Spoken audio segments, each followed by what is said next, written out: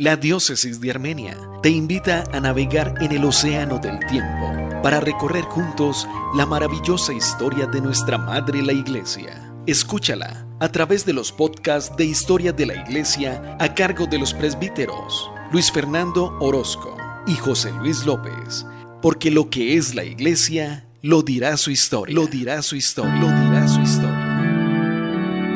Buenas, un saludo para todos desde los podcasts de Historia de la Iglesia de la Diócesis de Armenia. Les saluda el presbítero José Luis López Botero. Estamos hoy compartiendo con ustedes el podcast número 9 de esta navegación por la historia de la Iglesia, compartiendo la reflexión acerca de Constantino el Grande. El 25 de mayo del próximo año 2025 se van a completar precisamente 1700 años de el Concilio de Nicea, donde se proclamó solemnemente el credo, donde se empezó a constituir la base de la exposición dogmática de la fe cristiana a través del credo de los apóstoles. Este credo, que comúnmente llamamos a veces credo largo, tiene un nombre muy particular y es el credo niceno-constantinopolitano, y por eso quiero hacer referencia a este personaje tan grande que fue el emperador Constantino el Grande o Constantino I, porque de él vamos a recibir unos cambios grandes. Se van a introducir en el camino de la Iglesia unas situaciones enormes que van a perdurar en el tiempo, unas tradiciones que van a entrar en el camino de la Iglesia y que, para bien o para mal en ocasiones, porque precisamente esta politización de la Iglesia, esta introducción del poder civil dentro de la Iglesia y en algunas de las decisiones de la Iglesia, pues va a constituir también en este camino de la historia de la Iglesia unos momentos de unos lunares, unos momentos de oscuridad. Y bueno,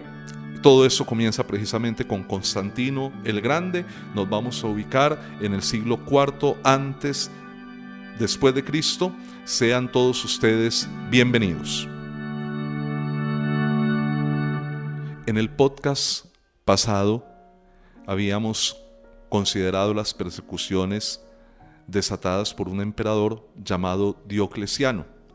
y habíamos también observado cómo este emperador había hecho unos cambios profundos en el Imperio Romano, había conformado lo que se denomina una tetrarquía, es decir,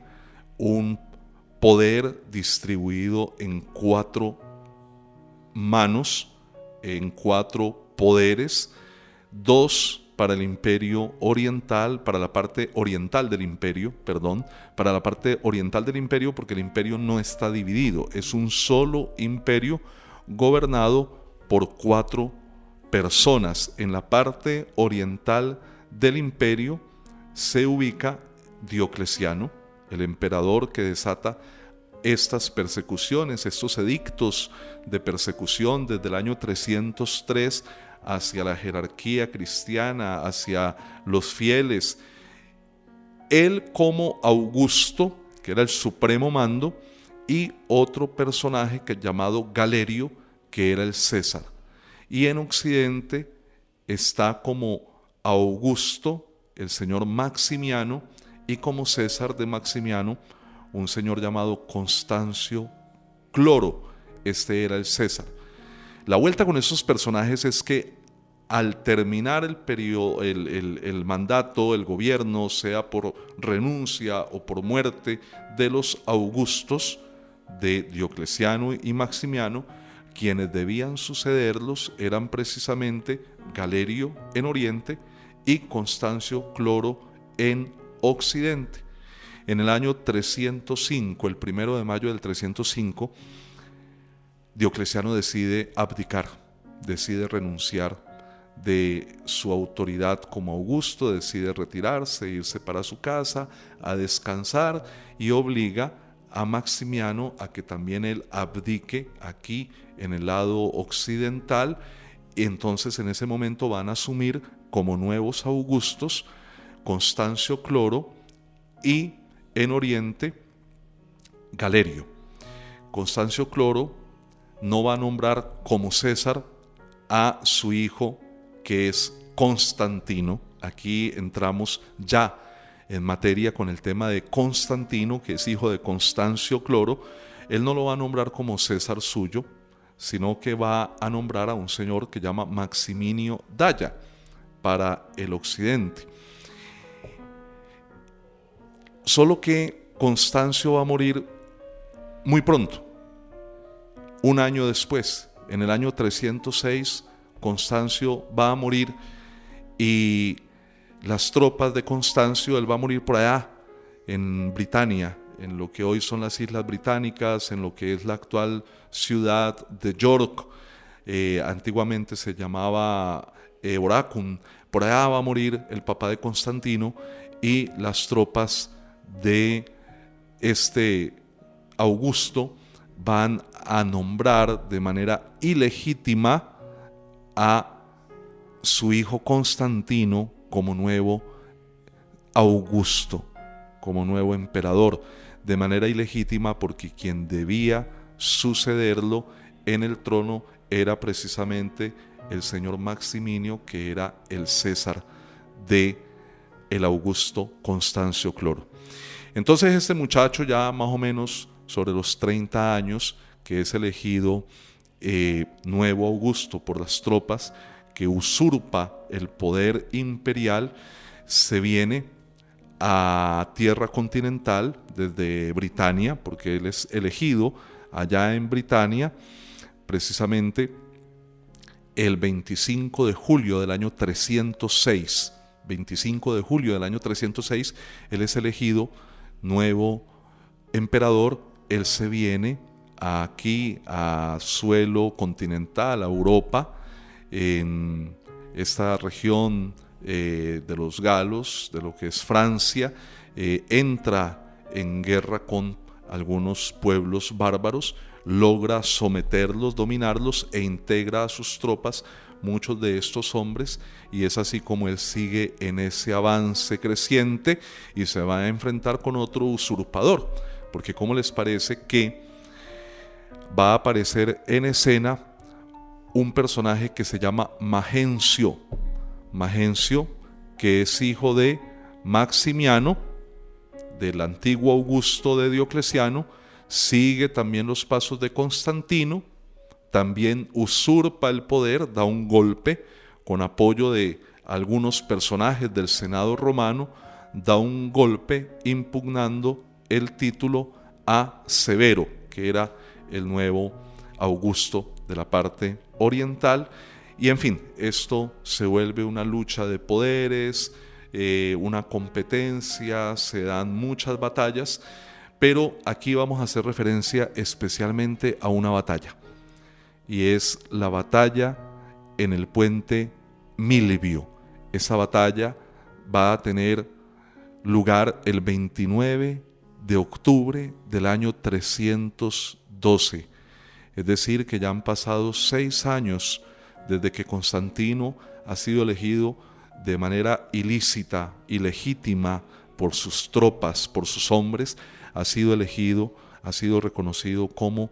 Augusto. Ahora él se tiene que ir ganando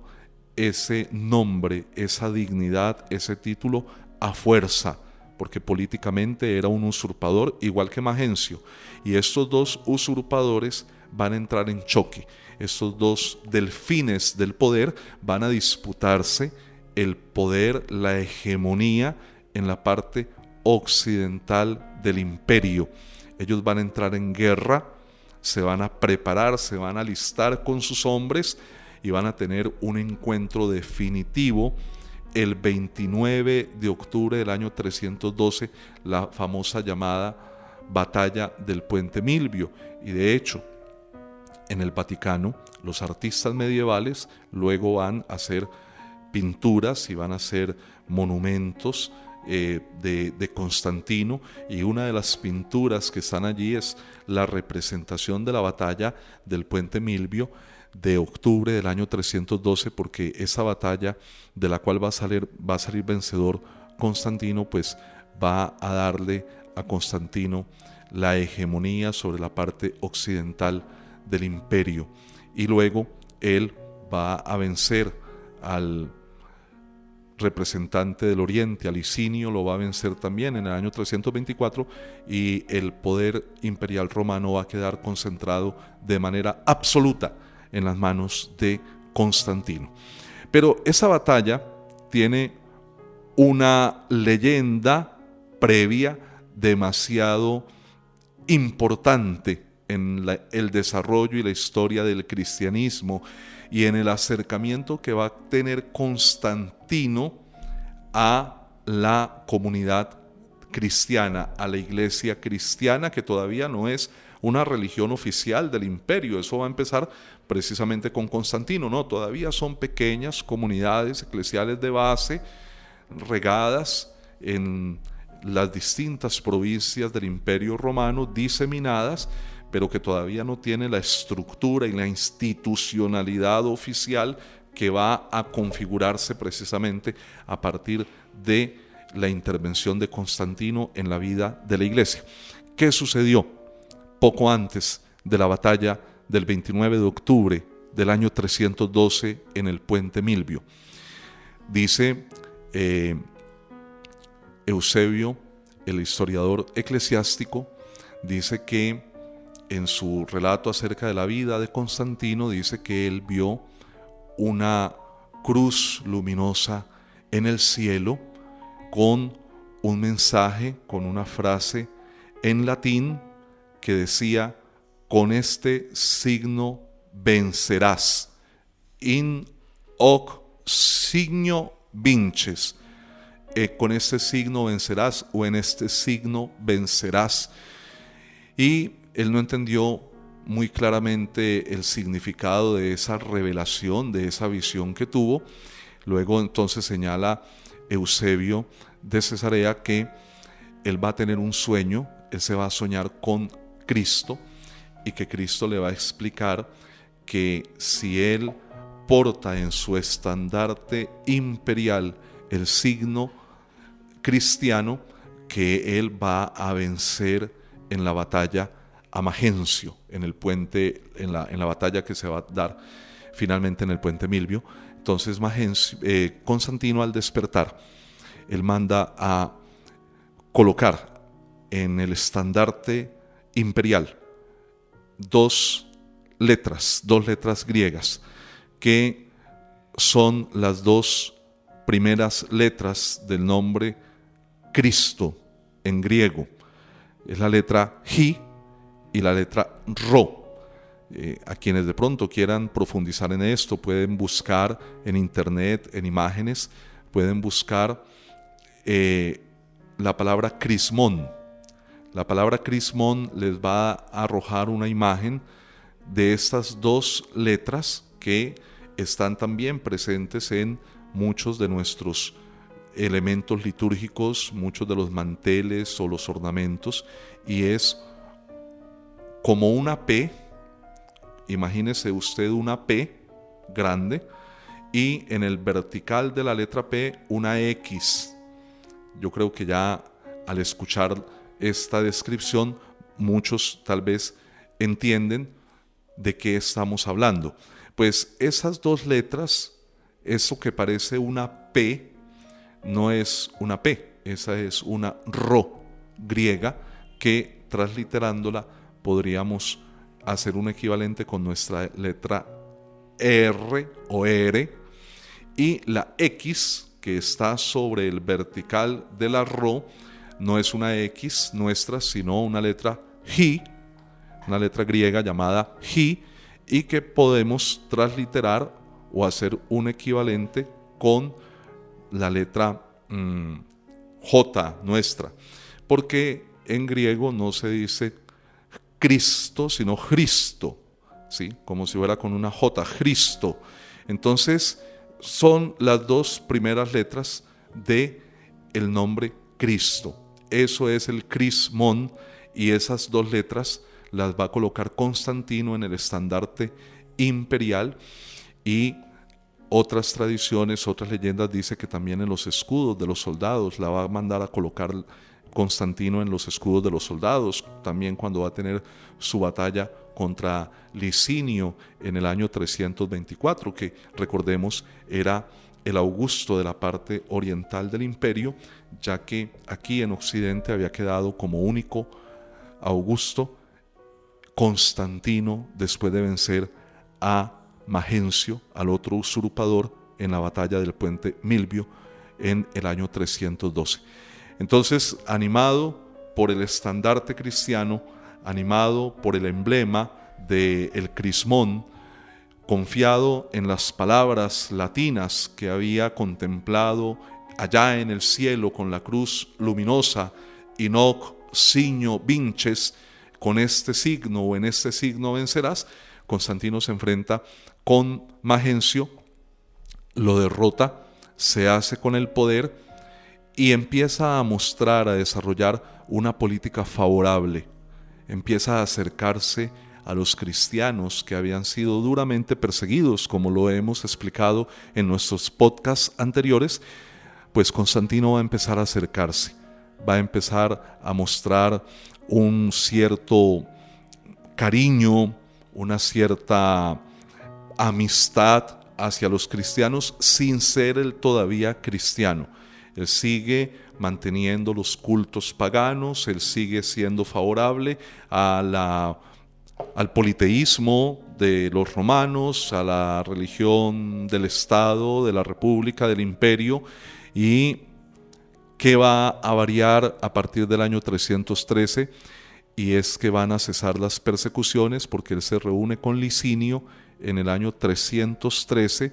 y van a acordar algo que más adelante se va a denominar el Edicto de Milán. Eso también es muy importante porque este Edicto de Milán en el año 313 va a establecer una prescripción de tolerancia, es un edicto de tolerancia frente al cristianismo, en el que se le van a devolver los bienes que habían sido confiscados y en el que se va a mandar que los cristianos no sean perseguidos, que se les respete la fe, que se les permita celebrar su culto tranquilamente. Y desde ese momento, desde el Edicto de Milán en el año 313, empezamos a contemplar una aproximación, un acercamiento cada vez más creciente por parte del emperador Constantino y de la política imperial hacia la iglesia cristiana, hacia la fe de los cristianos. Y él cada vez va a observar con buenos ojos la estructura y la organización de la iglesia, porque está establecida en comunidades bien organizadas que están a cargo de un director, de un líder. Para los políticos todo lo entienden en términos de el líder, el gobernante. Para nosotros es un servidor, es un pastor, que son los obispos. Cada comunidad tiene un obispo, cada comunidad es fiel y se somete a las directrices de su obispo. Entonces Constantino, que es un gran estadista, es un gran militar, empieza a observar que el cristianismo está muy bien organizado y que está presente en muchas partes del imperio. Hay centenares de obispos, centenares de comunidades cristianas esparcidas a lo largo y ancho de la cuenca del Mediterráneo, ahí en el Imperio Romano, y Constantino empieza a ver en el cristianismo un proyecto de cohesión y de unidad imperial, de unidad política. Él empieza a ver en el cristianismo una posible herramienta de cohesión para el proyecto de un imperio en el poder de un solo hombre. Recordemos que desde el año 324, cuando él vence a Licinio,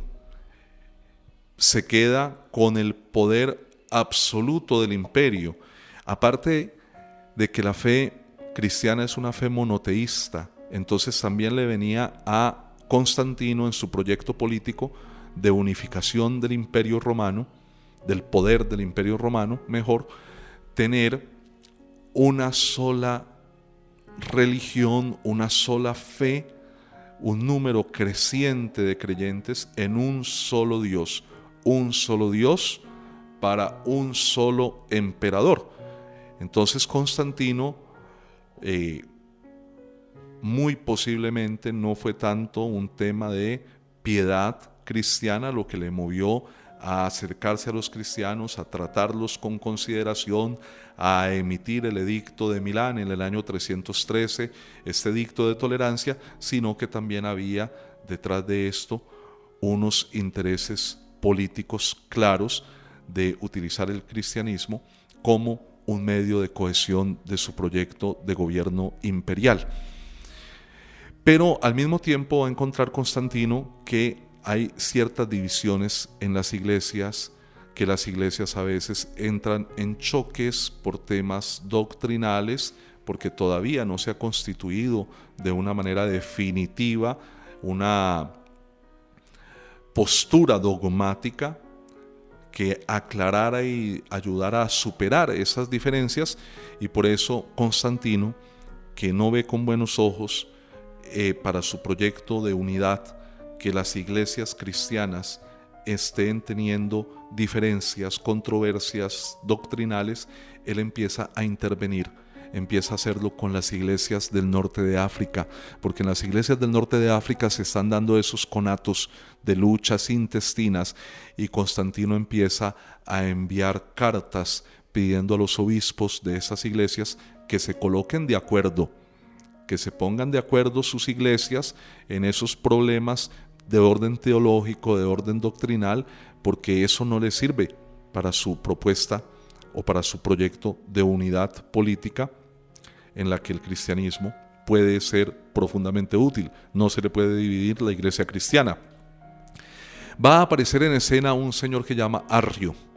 Arrio es un presbítero de la iglesia de Alejandría en el norte de África, y Arrio va a sostener una idea contraria a lo que han confesado tradicionalmente las iglesias, y es negar la divinidad de Cristo. Arrio va a sostener que el Verbo no es eterno, no es Dios igual que el Padre, sino que ha sido creado, que fue creado por el Padre. Y aquí la palabra creado es muy importante, porque nos acordamos que hay una partecita por allá del credo que dice engendrado, no creado, porque precisamente lo que Arrio sostenía es que Cristo era una criatura, que no era Dios, era una criatura. Negaba, por tanto, para decirlo en pocas palabras, negaba la divinidad de Cristo. Y eso empezó a crecer y mucha gente empezó a copiarle a Arrio, e incluso llegó a haber obispos arrianos, obispos que admitían la postura de Arrio. Entonces la división aquí se fue haciendo cada vez más grande, y es ahí donde Constantino toma una decisión trascendental en la historia de la iglesia, y es convocar él mismo, el emperador romano, el sumo pontífice, porque el título Pontifex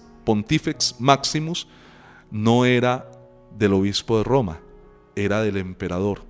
Antes de que existiera el cristianismo en la religión romana, existía una figura que era la del sumo pontífice, Pontifex Maximus, y esa figura en la época del imperio era por derecho adscrita al emperador de Roma. Luego el cristianismo católico va a recibir como una herencia del imperio romano, va a recibir el que el obispo de Roma ahora ostente el título de Pontifex Maximus, sumo pontífice. Pero en ese momento el Pontifex Maximus es Constantino, y él,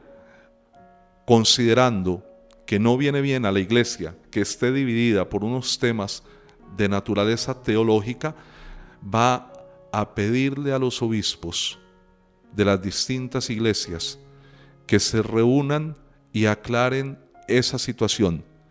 Y eso es lo que va a dar origen al famoso Concilio de Nicea, el lugar donde se reúnen, la ciudad de Nicea. Allí, en el año 325, el 25 de mayo del año 325, falta poco más de un año para celebrar los 1700 años, esa gran efemérides del Concilio de Nicea. Allí se van a reunir obispos de distintas iglesias y va a estar presente también el emperador. Él va a dirigir sus palabras de bienvenida, va a encargar de manera encarecida que definan cuál es el objeto de fe de la iglesia cristiana acerca de la naturaleza de Cristo, si es divino, si no es divino. Arréglenme este problema porque me están dividiendo el imperio y lo que yo quiero es unificarlo, podría haber pensado o manifestado Constantino. Entonces él encarga a los obispos, allí van a destacar muchas figuras como San Atanasio, donde se va a deliberar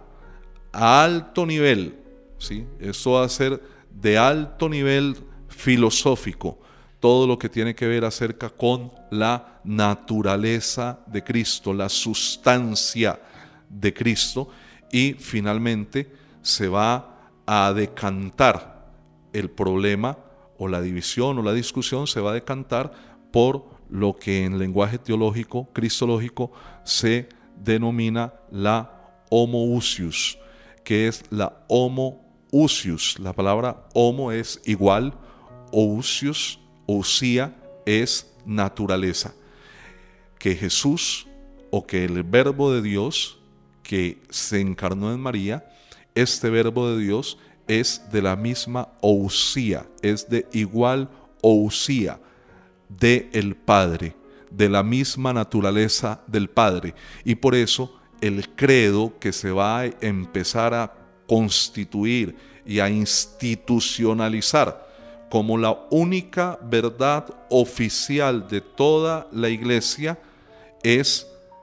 que Jesucristo es de la misma naturaleza del Padre, Dios de Dios, luz de luz, Dios verdadero de Dios verdadero, engendrado, no creado. Y de esa manera van a salir al paso a la herejía del arrianismo, de Arrio. Se va a ordenar el destierro de Arrio y de todos los que no acepten el credo de Nicea, y de todos los que, como Arrio, nieguen la divinidad de Cristo, la quema de los libros de Arrio. Y pues aquí se va a ir virtualizando poco a poco, se van a ir sentando las bases de lo que va a ser el césaropapismo, esa estrecha unidad entre el emperador y el obispo de Roma, que llegan incluso a veces a confundirse, porque recordemos que el Concilio de Nicea lo ha convocado es el emperador, no es el obispo de Roma. Actualmente el derecho canónico dice que el único que puede convocar legítimamente un concilio es el Papa, pero el primer concilio ecuménico, y cuando decimos ecuménico nos referimos a todos los obispos del orbe, ¿sí? Al mayor número de obispos que pueda participar. Eso es lo que se habla del concilio ecuménico. Este primer concilio ecuménico, el del año 325, no fue convocado por el Papa, fue convocado por el emperador Constantino, y se empieza a institucionalizar de una forma oficial el dogma, el conjunto de verdades que la Iglesia confiesa, proclama, celebra y vive. Empieza allí en Nicea, y más adelante, poquito más adelante, en el año 381, otro emperador, ahora el emperador Teodosio el Grande, que tendremos también que dedicar un programa, un podcast a la historia de Teodosio y su protagonismo en la iglesia. Teodosio el Grande va a convocar el segundo concilio ecuménico de la iglesia, y ese se va a realizar en la ciudad que construyó y creó Constantino en honor a su nombre, Constantinópolis. Allí en Constantinopla, en Turquía, lo que es la actual Estambul, allí fundó Constantino el Grande una ciudad en Oriente para su nombre, para su gloria, Constantinopla. Allí en Constantinopla se va a reunir el segundo concilio Vaticano II, el concilio de Constantinopla, el segundo concilio ecuménico, se va a reunir y van a acabar de consolidar lo que se reconoce como el símbolo de los apóstoles, el credo, y donde se va a definir también la divinidad del Espíritu Santo, Señor y dador de vida, que procede del Padre por el Hijo, van a decir primero, y luego se va a cambiar del Padre y del Hijo, y eso va a generar un choque con la Iglesia Ortodoxa, pero más adelante nos meteremos en ese tema. La divinidad del Espíritu Santo, y se va a cristalizar y consolidar el dogma trinitario de la fe cristiana ya de una manera oficial. Y allí, en Constantinopla, se va a terminar de componer ese credo, y por eso tiene el nombre de credo niceno-constantinopolitano, y por eso Constantino tiene esta preponderancia en la historia de la iglesia. Algunas fuentes señalan que allí en Nicea, en el 325, en el primer concilio, Constantino, al terminar las sesiones del concilio, que culminaron el 25 de julio, estuvieron alrededor de 2 meses en sesiones conciliares, que allí, cuando ya logró imponerse la doctrina del Homo Usius, allí Constantino hizo una lectura solemne, pública, oficial. La primera proclamación oficial del credo la haría precisamente nuestro emperador, nuestra figura de hoy, Constantino el Grande,